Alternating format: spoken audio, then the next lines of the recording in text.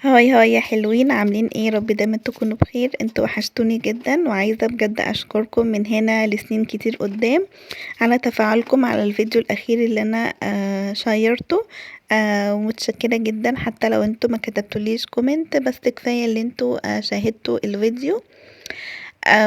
وياريت تفرحوني كده دايما، وتكتبولي بقى كومنت يشجعني ويحفزني ويفرحني. يعني كملوا بقية جميلكم وفرحتكم ليا، ان انتوا تكتبولي كومنت يعني او تعليق بالفيديوهات اللي انتوا عايزيني اعملها لكم الفترة الجاية.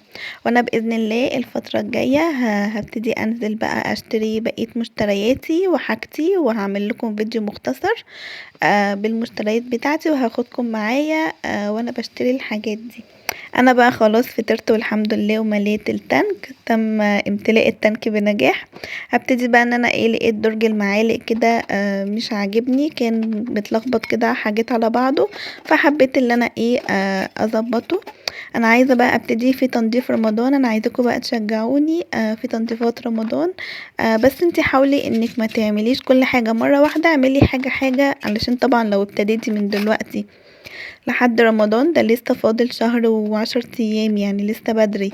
فحاولي انك تظبطي كده الحاجات الاساسيه واحده واحده، علشان ما تتعبيش وما تهلكيش نفسك. ربنا يبلغنا رمضان ولا فاقدين ولا مفقودين يا رب، يخلينا اهالينا كلنا يا رب واولادنا.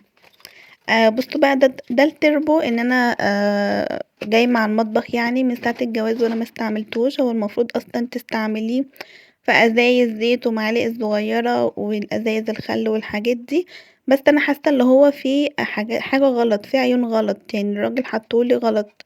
ما استعملتوش خالص، فانا حبيت ان انا استفاد بيه وحطيت فيه المعالق الكبيرة والعصيان الشيش طاووق الاسياخ والمستكات والحاجات دي علشان ما تاخدش معايا مساحة في الدرج وتبقى متلخبطة على بعضها.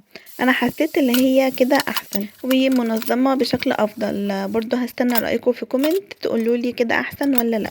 هرغي معاكم بقى شوية وانا بغسل المواعين. انا طبعا الكوبايات في الشتا معروفة اللي هي بتبقى كتير متعرفيش ليه، بس ما علينا. انا عايزه بقى اقول لكم على حاجه حلوه قوي قوي هتعجبكم وهتستفادوا منها، انا متاكده زي ما هي عجبتني واستفدت منها جدا جدا. سمعت فيديو امبارح للدكتوره هالة سمير، لو عارفينها طبعا هي داعيه اسلاميه.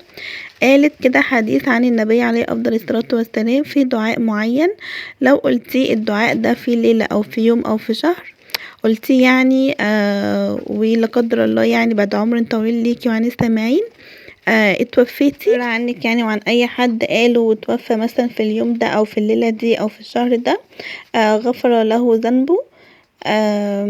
انا هحط لكم الدعاء دوت على هحط لكم سكرين شوت على الشاشه، حاولوا تقراوه كل يوم وفيدوا بيه غيركم واعملوا عليه سيرش هتلاقوه. وعايزه بقى كمان اقول لكم حاجه حلوه قوي. لو اي واحده بتتفرج عليا وعارفه حاجه زي كده، مثلا حاجه هنقولها هتغفر لنا ذنبنا، حاجه ننتظم عليها، مش عارفين انتوا الحاجات دي، مثلا آية الكرسي بعد الصلاه، الشخص ده مثلا مات ما يبقاش فيه بينه وبين الجنه مثلا يعني الجنه غير الموت.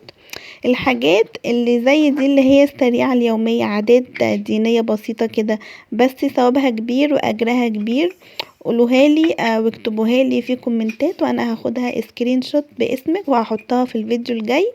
ده وعد مني ان اي واحدة هتكتب لنا الحاجات معلومة زي دي صغيرة نستفاد منها يعني كل يوم، هكتبها هاخدها سكرين شوت وهاخدها هحطها على الفيديو باذن الله الفيديو الجاي.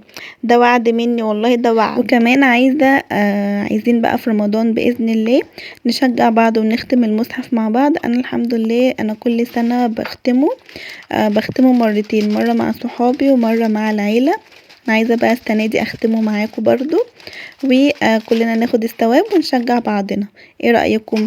ولو اي حد عنده عاده معينه بيعملها في رمضان ياريت يقولها لنا وكلنا نعملها سوا ونشجع بعض على الثواب يعني ونقرب من ربنا. لو انتوا بقى وصلتوا معايا للمرحله دي اكتبي لي في كومنت قلب لونه ازرق، اكتبي لي كده كذا قلب لونه ازرق علشان اعرف اللي انت توصلتي معايا للمرحله دي وموافقه على الاقتراحات اللي انا قلتها لك ونشجع بعضنا. ما تنسيش بقى تحطي لي قلب ازرق علشان اعرف اللي انت وصلتي معايا للمرحله دي. انا بقى حبيت ان انا كنت جايبه شويه خزين كده بسيط وحماتي كانت مدياني سكر، فحبيت ان انا افضي بقى الحاجات في البرطمانات. انا بحب احط الحاجات دي في البرطمانات بيسهل عليا يعني.